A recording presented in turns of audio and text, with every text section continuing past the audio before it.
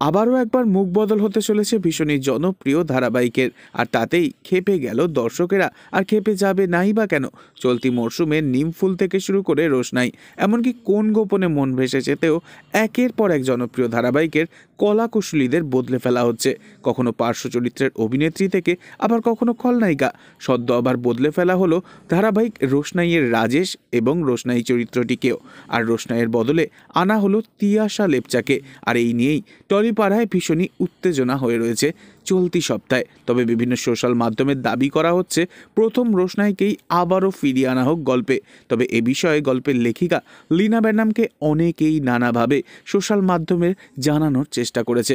তবে এবার জলসার আরও এক অন্যতম ধারাবাহিক কথাতে নাকি মুখ বদল হতে চলেছে, এমনটাই শোনা যাচ্ছে কানাঘুষো। তবে অফিসিয়ালি এখনও এ ব্যাপারে কোনো কিছুই ডিক্লেয়ার হয়নি, কারণ জলসার এটি একটি ভীষণই জনপ্রিয় ধারাবাহিক।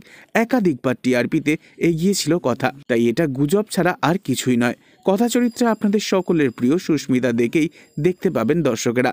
তবে কোনোভাবেই আর মিস হবে না কথা ও এবির সম্পর্কের রসায়ন।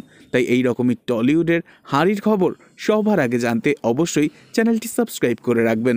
ধন্যবাদ।